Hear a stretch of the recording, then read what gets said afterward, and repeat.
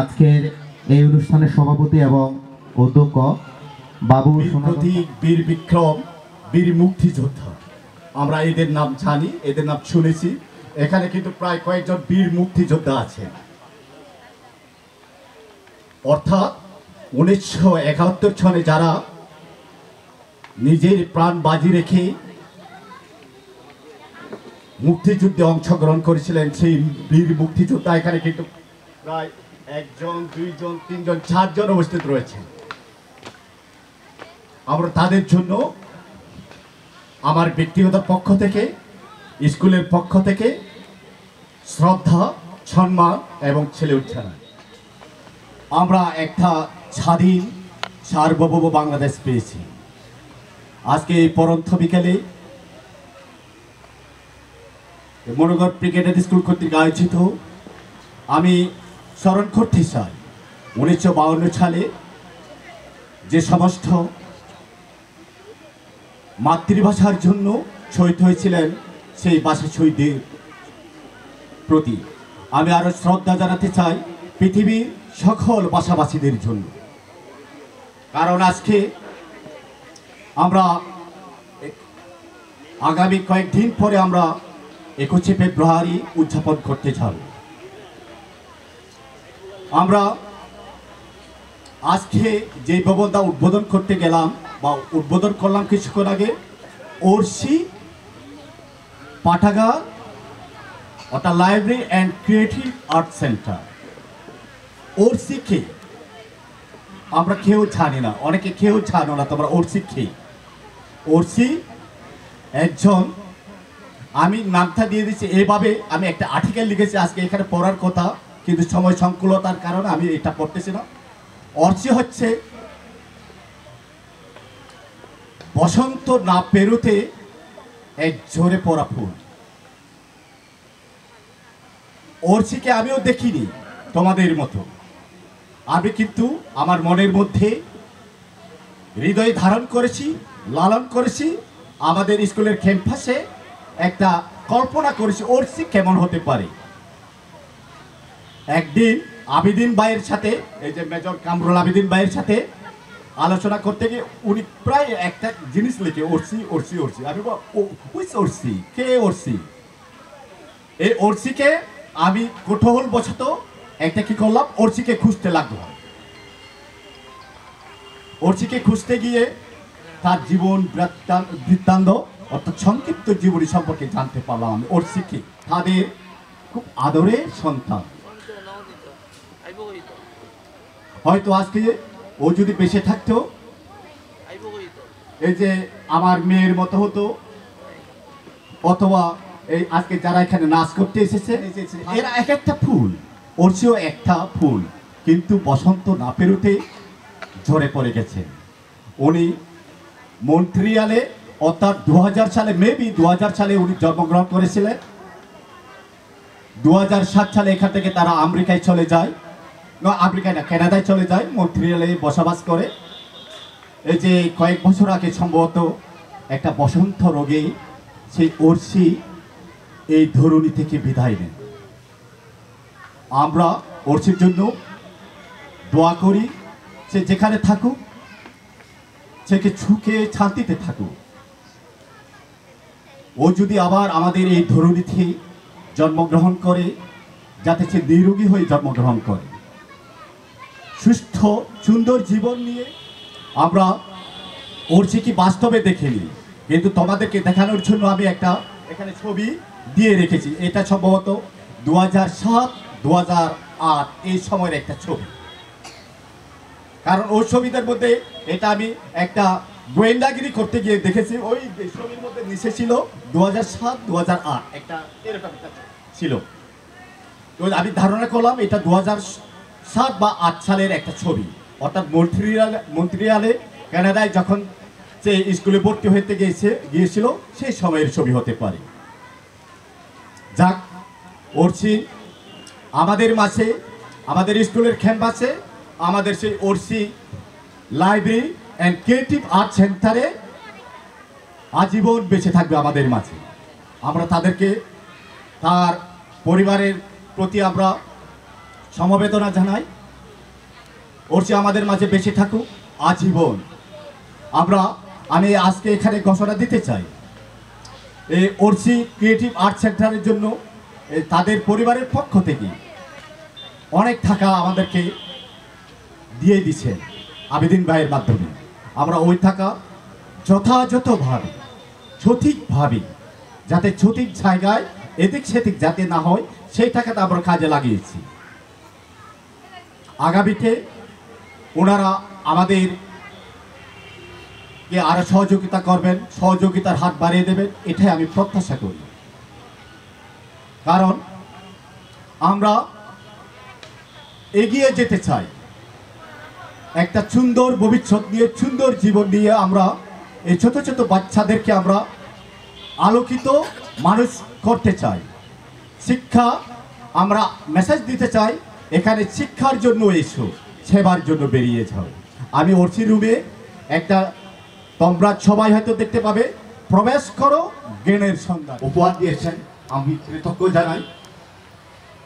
আগামীতে ওনারা আরও আসবেন, আমাদের সুখী দুঃখী বিপদে আপদে পাশে থাকবেন এই প্রত্যাশা করে। এবং ওনারা যে আজকে সকাল 7টা থেকে ঢাকা থেকে ওখানে রওনা দিচ্ছেন, এখানে অনেক কষ্ট করেছেন, আসার সাথে সাথে এই যে কোনো বিশ্রাম নেননি। ওনারা আবার এখানে আসলেন আমাদেরকে দীর্ঘ সময় দেওয়ার জন্য। আমরা মনোগড় ক্রিকেট স্কুলের পক্ষ থেকে, মনোগড় ক্রিকেট স্কুলের পরিবারের পক্ষ থেকে, আমার ব্যক্তিগত পরিবারের পক্ষ থেকে ধন্যবাদ সবাইকে।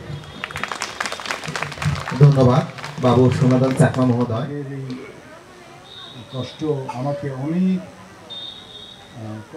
আমিও খুব কষ্ট পেয়েছি এবং পরে যা হওয়ার হয়ে গেছে, অনেক কষ্ট ওনারা পেয়েছেন, আমরা পেয়েছি। তারপরে ওরচির স্মৃতিকে ধরে রাখারই একটা সুযোগ আমরা গ্রহণ করলাম।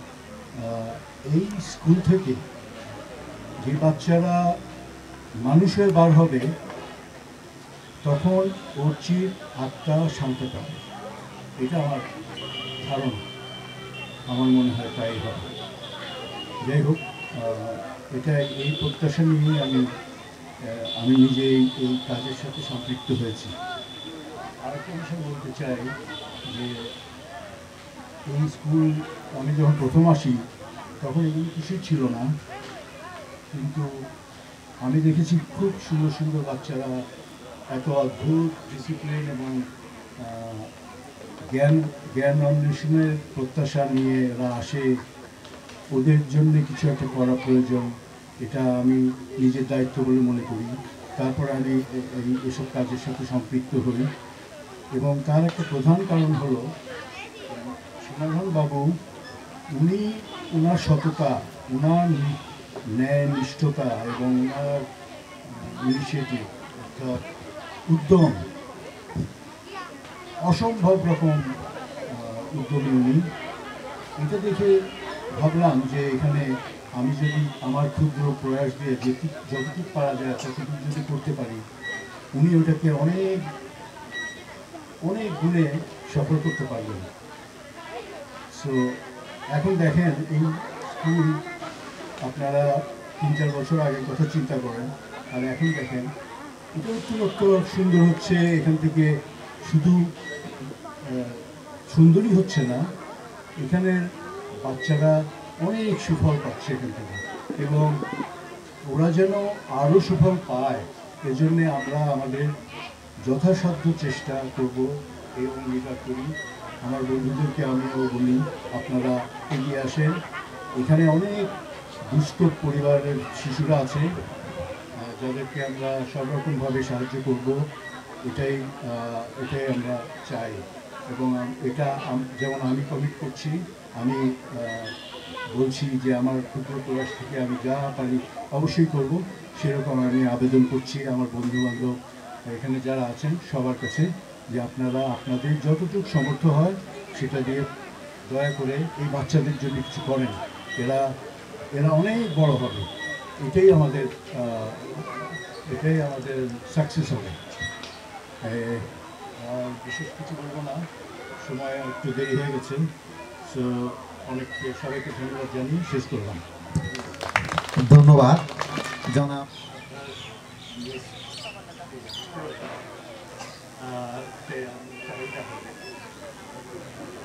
বলবো না।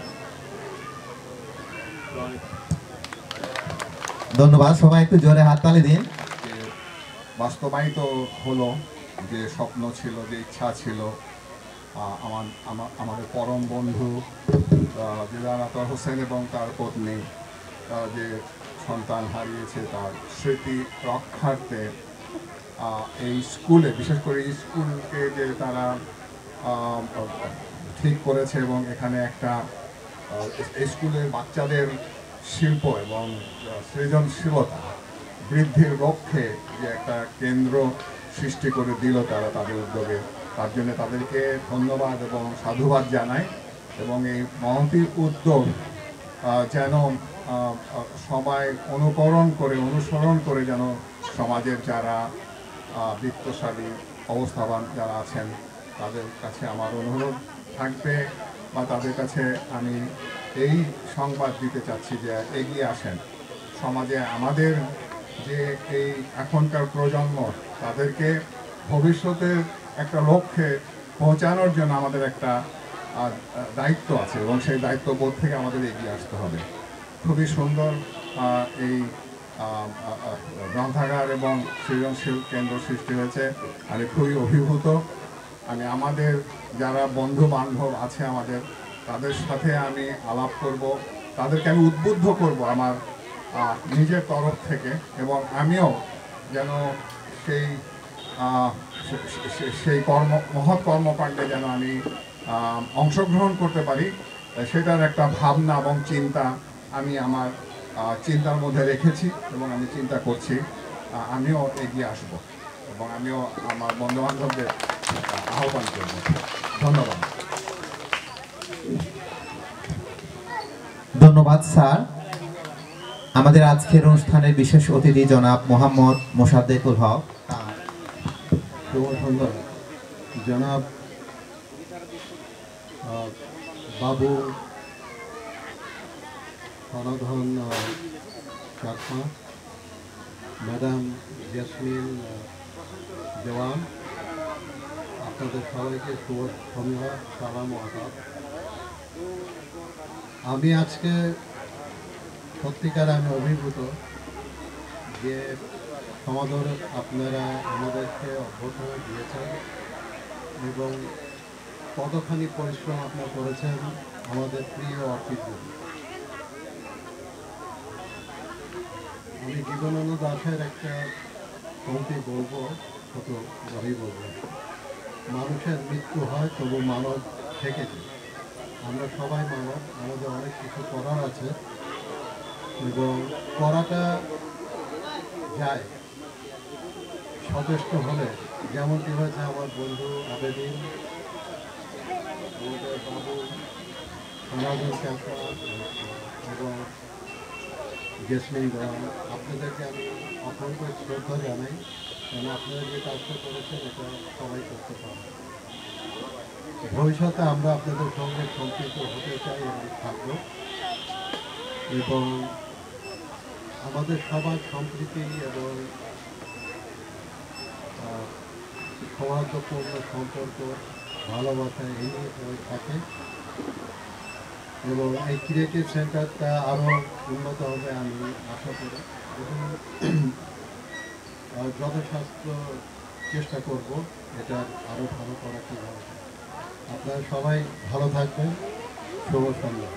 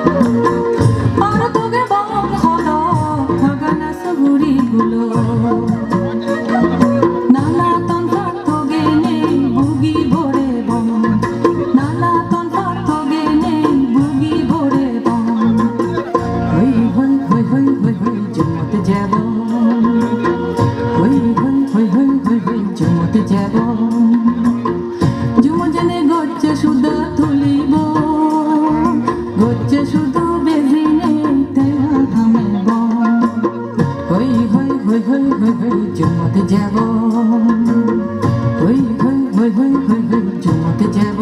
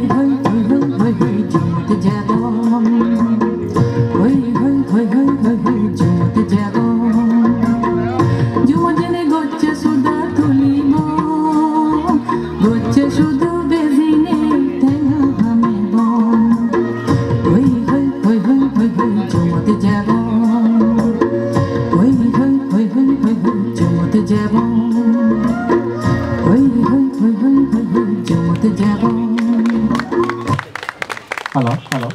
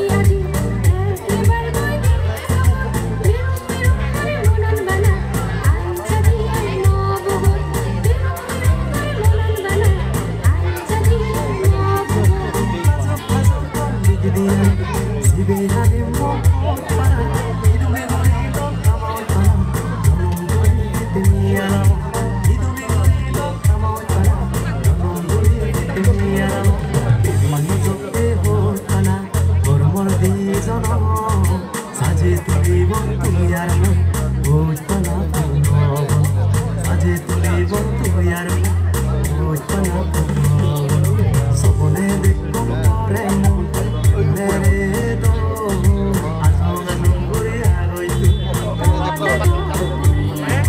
আসঙ্গ করে আগই তুই